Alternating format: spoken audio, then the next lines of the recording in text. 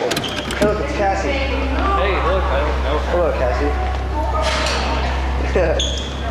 I'm getting you on tape, okay? Say hi, please. This girl is Cassie Jo Stoddard. Just 6 hours after this video, the friends behind the camera will kill her. And we're going over to Dixon's house. We're gonna go snoop around over there and try to see if she's home alone or not. And if she's home alone, splat!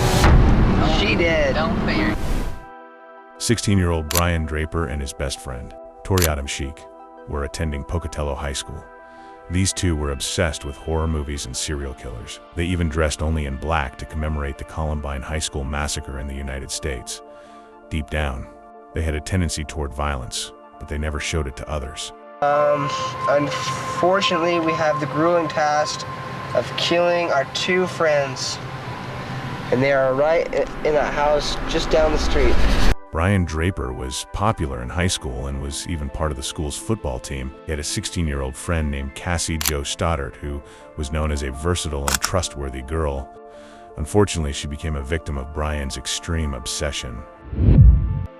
Brian Draper was secretly in love with Cassie Jo Stoddard and was preparing to ask her out. Before he could do that, Cassie started dating someone named Matt, which made Brian very angry.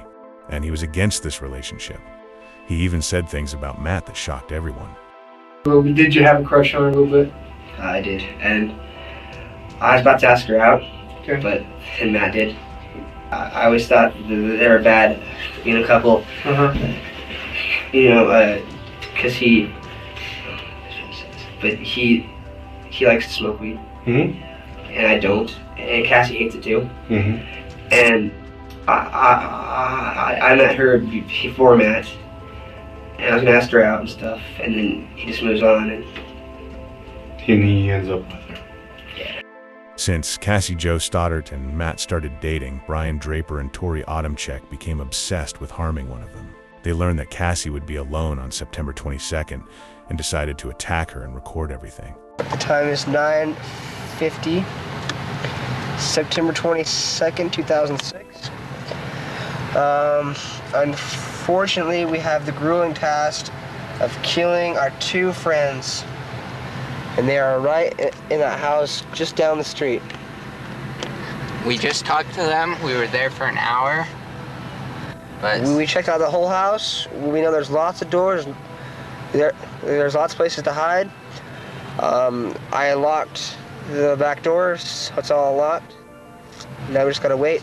As you can understand from their conversations, they had planned everything in advance and had enough information about the house. Also, later in the video, the duo openly mocks the Federal Bureau of Investigation.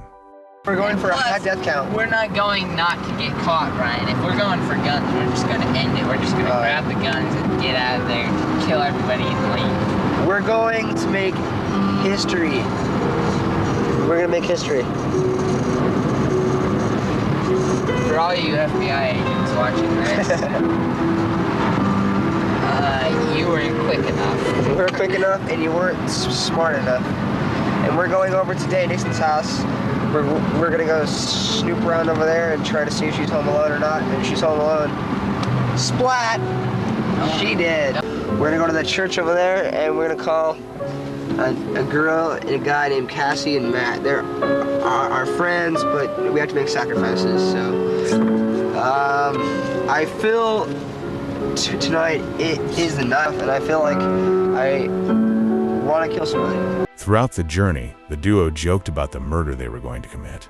Later in the video, we understand the motives of the two high schoolers who would become killers. I feel we need to break away from normal life. How bright is this light? Because, let's put it this way.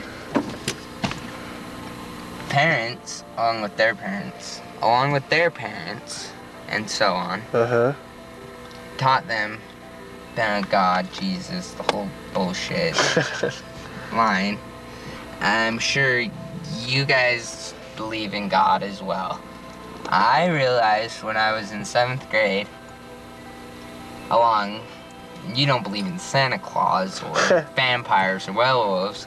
They're used to metaphor not to let they teach their kids back in the 1800s, I learned this in English class, about telling their kids that you can't go outside or a vampire will get you, just to make their kids stay and do what they want to do. God is basically the same way. Yep. Trying to get people to do good, or else, so-called, you go to hell. And we're obviously going to hell if it's real, but you know, who gives a shit? Yeah, and why would you but say it's not real? It's not right? real, because it's so blatantly obvious it's not real, but people believe it because their parents teach them, and so it's so hard for them to let go of it because they've been taught their whole life. We are also taught that things like killing people and other thing is wrong. The only thing that it's wrong about is because it's breaking the law, and the law is only wrong. The law natural selection, dude. Because natural selection. That's all I gotta say. There should be no law against killing people. I know it's a wrong thing, but hell, you restrict somebody from it, they're gonna want it more. Exactly. Goodbye, camera. From their research, the duo knew that Cassie Jo Stoddard was staying at her aunt's house. They waited for her aunt to leave, and after she went to work, they made sure Cassie was alone. Wearing outfits inspired by Ghostface, they entered the house and attacked her. After stabbing her multiple times in the chest, arms, and abdomen, they fled and recorded it. Just killed Cassie. We just left her house. This is not a fucking joke. I'm shaking. I stabbed her in the throat and I saw her lifeless body just disappear. Dude, I just killed Cassie. Oh, fuck. That felt like it wasn't real. I mean, it went by so fast. Shut the fuck up, we gotta get our act straight. Cassie Jo Stonert's body was found 3 days later.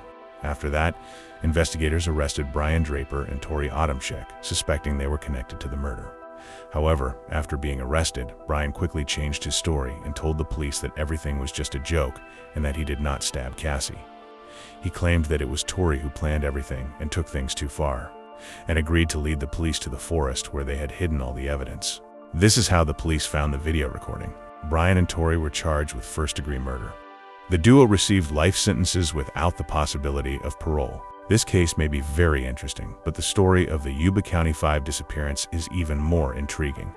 One of the most mysterious unsolved cases in American history. You can watch the video about this topic on my channel. Don't forget to subscribe and leave a like.